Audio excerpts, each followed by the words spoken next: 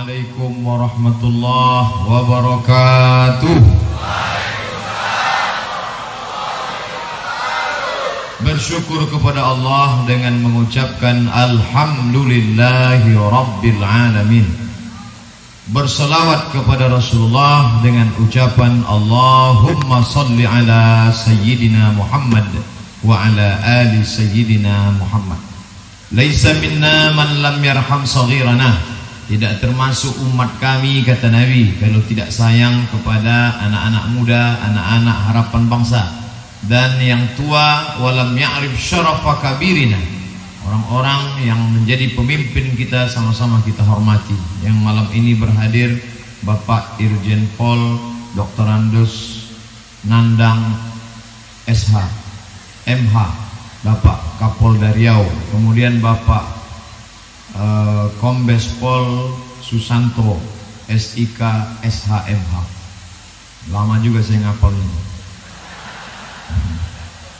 Beserta seluruh jajaran, ibu-ibu bayangkari, muslimin muslimat, alim ulama, cerik pandai, tokoh masyarakat, yang besar tak dihimbau gelar, yang kecil tak disebut nama. Insya Allah kita semua dimuliakan Allah Subhanahu wa ta'ala. Amin ya rabbal alamin. Hari ini bulan April 2018,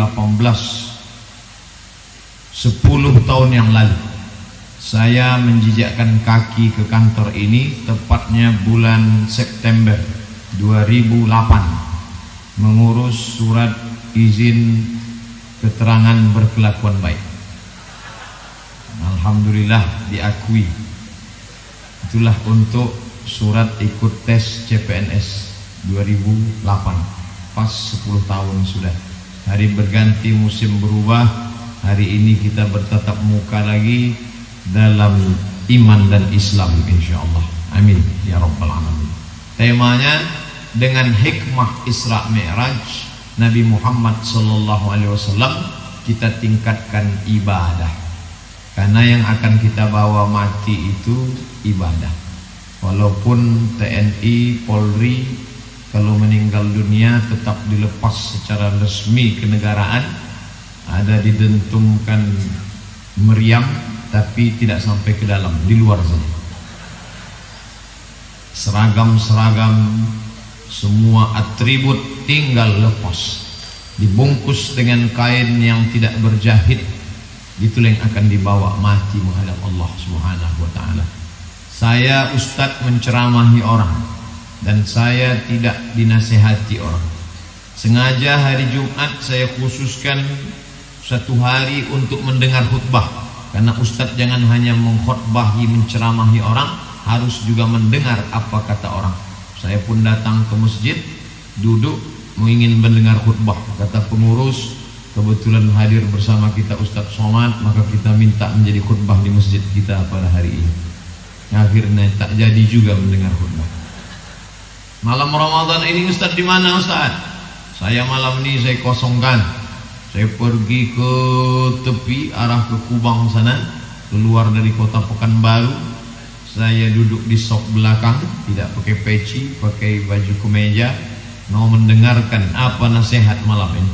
Jangan hanya berceramah saja Abdul Somad, rasakan juga diceramahi orang. Akhirnya pengurus pun memanggil juga. Saya bilang saya tak bawa peci, pakai peci saya Ustaz. Tapi ada satu nasihat yang tidak bersuara, tidak berbunyi. Itulah yang selalu menasihati saya, yaitu kematian. Ketika meninggal kawan saya sama-sama di Mesir dulu, saya datang jam 9 pagi ke kediaman almarhum.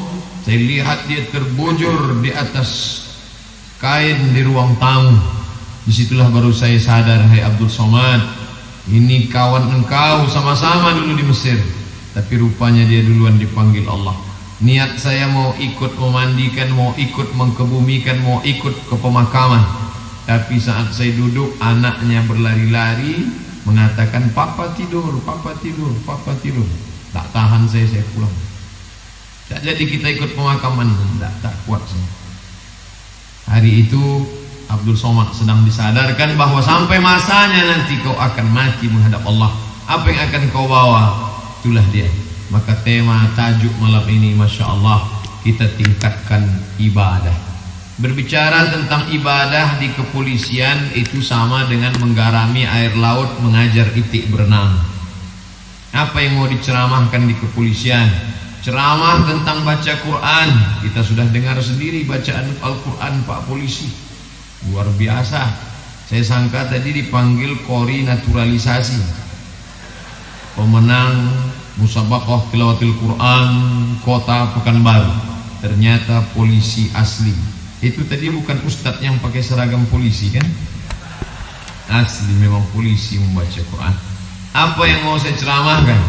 Cerita tentang sedekah. Memanglah bapak-bapak polisi bersedekah. Suatu subuh ketika kajian subuh di Al-Falah, datanglah Pak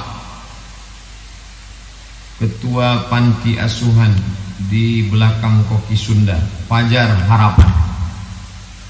Saya tanya, Pak, selama Bapak menjadi ketua panti, siapa yang paling banyak bersedekah di Fajar Harapan? Kalau hitung orang saya tak ingat Pak Ustaz, tapi kalau hitung institusi kepolisian yang paling banyak nyumbang ke sana. Kalau tak percaya pergilah ke sana. Fajar Harapan ada beberapa bangunan itu sumbangan dari bapak-bapak kepolisian. Itulah ternyata yang akan kita bawa mati menghadap Allah. Kita tingkatkan ibadah. Tapi saya tidak ingin gara-gara malam ini saya cerita mati dan ibadah, lalu besok tak ada lagi yang menjaga lampu merah. Kemana Pak Polisi? Udah beribadah aja semua Pak Ustaz. Mau mati aja bawaan udah sejak mendengar tadi malam. Bukan itu maknanya. Etos kerja tetap, kualitas amal tetap. Mengingat mati tidak mengurangi etos kerja kehidupan. Makna ibadah tidak terbatas pada zikir, salat, baca Quran. Ibadah juga adalah ketika menertibkan lalu lintas. Berapa banyak dosen-dosen harus terlambat mengajar karena macet, tapi begitu bisa mereka ditertibkan lancar, maka sesungguhnya itu juga perbuatan bernilai ibadah. Makanya Allah Ta'ala berfirman, wa ma khalaqtul jinna wal insa, tidaklah kuciptakan jin dan manusia illa liya'budun, kecuali untuk beribadah. Kalau lagi hidup ini hanya untuk ibadah, salat, zakat, puasa, zikir, baca Quran, lalu bagaimana dengan mencari nafkah? Bagaimana makan? Bagaimana kerja? Bagaimana minum? Disitulah adil Allah. Allah Maha Adil. Engkau tidak beribadah, tapi aktivitasmu bernilai ibadah. Bapak-bapak yang menjaga ketertiban, ketentraman, lalu kemudian ditembak mati oleh pecandu pengedar narkoba, maka matinya mati syahid. Man mata duna malihi fahuwa syahid. Siapa yang mati membela hartanya, mati syahid. Kalau harta pribadi dia bela, mati syahid. Bagaimana dengan orang yang membela kehormatan bangsa, anak bangsa yang sakau, yang mati, yang rusak otaknya, terselamatkan dengan kerja keras, maka dia juga bagian dari ibadah. Oleh sebab itu pahamilah bahwa ibadah ini total kehidupan. Bapak-bapak yang bekerja pergi pagi pulang petang, dia langkahkan kaki, bismillah tawakkaltu 'ala Allah, la haula wala quwata illa billah. Saya diundang ke sekolah di Medan, sekolah yang amat sangat berkualitas, lengkap sampai ke universitas, sekolah tinggi, ada hotelnya, ada rumah sakitnya. Ketika kami makan, ada seorang bapak polisi tidak makan bersama kami. Dia lihat, matanya tajam ke saya, ngeri juga saya mau makan, dia tengok. Saya sapa dia, Pak, makan. Mohon maaf Pak Ustaz, sedang puasa sunat. Masya Allah, saya yang selama ini berceramah, marilah puasa sunat. Rupanya ustadz yang mengajak itu tak puasa. Bapak polisi sedang puasa. Jadi berapa banyak kita yang mengajak orang beramal, rupanya kita tak beramal. Loh, ustadz kenapa tak puasa? Untung saya ada alasan, musafir. Dari Pekanbaru ke Medan 600 km. Bagi yang tak percaya, lihat tulisan di tabik gadang, 600 km. Mereka bekerja panas terik tapi tetap puasa, tidak mengurangi etos kerjanya. Sebelum pulang beliau hadiahkan, ada yang mau saya beri kepada ustadz sebagai kenang-kenangan hadiah, bungkus Sampai ke Pekanbaru saya buka, rupanya foto kami berdua dicetaknya besar, ada saya simpan di rumah. Di rumah kita pajang gambar polisi, insya Allah. Ada niat-niat maling mencuri tak jadi. Tapi di kantor Polresta Pekanbaru saya lihat gambar saya pula ada di dalam. Masya Allah. Bapak Ibu yang dimuliakan Allah Subhanahu Wa Taala. Man ahabba yubsatalahu fi rizqihi, siapa yang mau dilapangkan rezekinya, wa yunsa'alahu fi atharihi, mau dipanjangkan umurnya, falyasil rahimahu, hendaklah dia menyambung tali silaturahim. Al insanu a'da'u ma jahilu, manusia akan memusuhi siapa saja yang tak dia kenal. Saya kalau tidak kenal dengan polisi, saya akan memusuhi polisi. Polisi kalau tidak kenal dengan ustadz, dia akan memusuhi ustadz. Tapi kalau kita sudah saling kenal, insya Allah hubungan kita akan baik. Tapi walaupun baik, razia kena juga. Karena ini tanggung jawab bukan kepada pribadi personal, tapi kepada negara, kepada Allah Subhanahu Wa Taala. Dan saya tidak pernah memanfaatkan saya sebagai ustadz sehingga minta keringanan, tak pernah. Saya mau cepat dalam suatu pengajian, lalu lewat mall SKA, terus mana mau buru-buru, saya membelok. Begitu belok langsung kena. Bapak tidak lihat ada tanda tadi? Tak nampak, saya bilang. Ada di situ. Apa tandanya? Gambar pancing kena kayu. Tak boleh mutar. Nanti datang ke pengadilan, ya. Datang saya ke pengadilan. Saya tidak pakai peci, saya tidak pakai koko, karena saya takut itu merusak nama baik ustaz. Saya pakai baju biasa, panggil pengadilan, bayar 70.000, dan sejak itu mata saya lebih tajam. Apa maknanya? Bahwa kita juga harus taat, apapun posisi kita, bagaimanapun kondisi kita. Taat pada aturan negara, taat pada aturan Allah Subhanahu Wa Taala, lebih lagi daripada itu. Karena fungsi kita ada ini hanya untuk beribadah. Kebetulan ada salah seorang ibu Bayangkari yang menelpon saya tahun 2009. Ustaz, bisa tak ke rumah Pak Kapolda? Apa acaranya Bu? Pengajian ibu-ibu Bayangkari Kamis pagi. Jadi kalau dikatakan, Ustaz kapan mulai isi pengajian ke bapak-bapak keluarga besar kepolisian? Dulu, sejak 2008, 2009 lah saya pertama kali ke rumah Pak Kapolda mengisi pengajian ke ibu-ibu Bayangkari hari Kamis pagi sepekan sekali. Lalu kemudian karena kesibukan terhenti. Lalu kemudian zaman Pak Condro Kirono ada sempat memberikan tausiah, kemudian memberikan buku 37 masalah populer di Masjid Al-Mutmainnah Komplek Polda. Adapun keluar daerah, setiap saya keliling, saya pasti mampir ke Kapolres, ke Polres di Meranti. Itu yang rutin setiap kunjungan ke sana. Dan yang paling sering adalah di Batam, di Polresta Batam. Nah, itu memang setiap 6 bulan sekali, bulan Februari dengan bulan Agustus. Saya pilih Februari Agustus karena libur cuti semester seminggu, sepekan saya ke pulau-pulau yang ada di sekitar Batam. Bapak Ibu yang dimuliakan Allah Subhanahu Wa Taala, maka dengan meningkatkan ibadah, yang dibentuk dalam ibadah itu karakter kepribadian.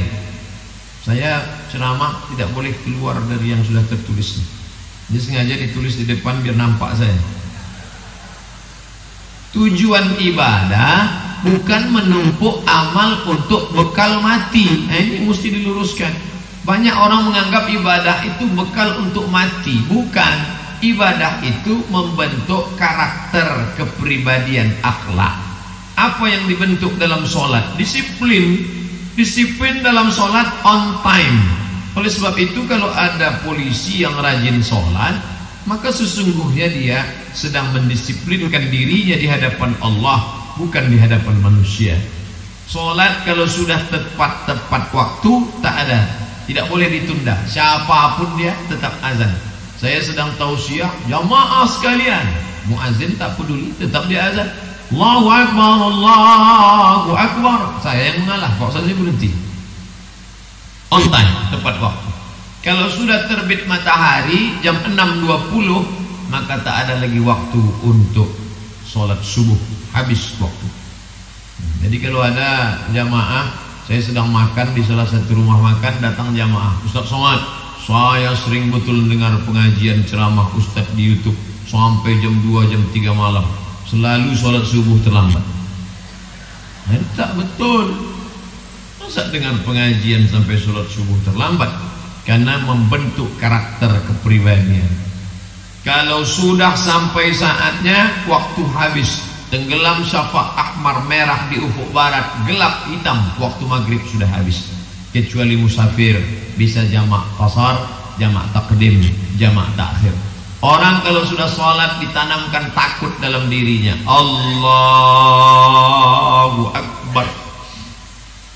Apapun tak akan dia lakukan. Yang dia pandang hanya tempat sujudnya saja. Yang lain tak akan dia pandang.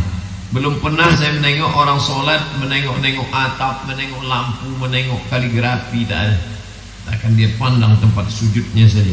Bagaimana takutnya dalam sholat, begitu jugalah takutnya di luar sholat. Membentuk kepribadian.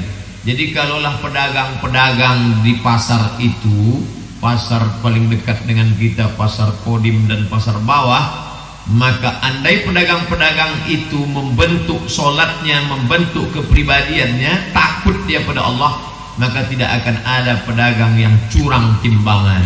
Timbangan beras, timbangan cabai, timbangan ikan. Hari ini yang menyelamatkan timbangan itu gerakan ibu-ibu mata tajam menengok timbangan. Ada ibu-ibu yang baca Quran tak nampaknya, tapi kalau nengok timbangan jelas. Kurang lagi. Saya pesankan ke ibu-ibu yang tajam matanya, lanjutkan. Kenapa begitu? Ibu sudah menyelamatkan orang dari makan haram.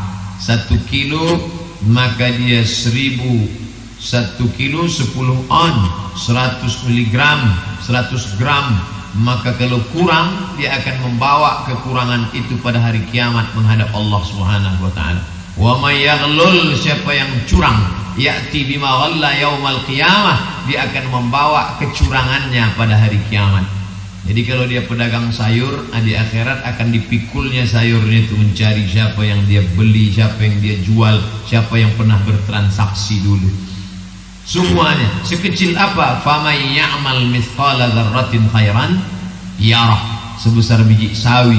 Jadi kalau nanti ibu dikritik orang, apa ibu ini mengkritik timbangan? Biar aja, kenapa? Aku bukan masalah saya tak masalah kamu kurang, tapi nanti kamu yang akan mencari kami di akhirat. Belum tentu kita jumpa di padang mahsyar. Di padang panjang aja Pak ya jumpa, apalagi di padang mahsyar. Maka lebih baik saya luruskan kamu di dunia ini. Datanglah yang mengatur timbangan, kebetulan dekat juga dari kita di sini, yaitu Badan Meteorologi, Klimatologi dan Geofisika (BMKG). Ternyata ini bukan mengurus masalah cuaca saja. Timbangan itu pun diurus oleh BMKG. Pegawainya cerita ke saya, katanya Pak Ustadz, timbangan-timbangan ini tak betul. Satu-satunya timbangan yang betul timbangan posyandu. Yang lain itu kurang Pak Ustadz. Kalaulah ada rasa takut di dalam hati, maka tak mungkin dia curang. Takut nanti akan mati menghadap Allah, takut matinya su'ul khatimah, takut pertanyaan mungkar nakir azab kubur, takut meniti titian siratal mustaqim, takut nanti akan masuk neraka jahanam, diletakkan kerikilnya di tapak kaki, mendidih otak di kepala. Letakkan tapak kaki yang lebih hadi maluhu, mendidih otak di kepala. Saya mengantar kawan ke Hotel Sri Indrayani di belakang. Ketika saya sedang berada di bawah mencari kawan tadi, saya dengar sayup-sayup suara Yasin. Yasin wal Qur'anil Hakim innaka laminal mursalin. Saya tanya pegawainya, ini di mana orang Yasinan pagi-pagi ini? Di sebelah Pak. Sebelah mana? Kantor polisi. Ternyata di musola orang ramai-ramai baca. Pulang saya dengar makin keras kuat. Oh, membaca Yasin. Kenapa Yasin itu yang dibaca? Karena di Yasin itulah kita diingatkan bahwa kita akan mati, dan yang bisa menolong hanya amal ibadah.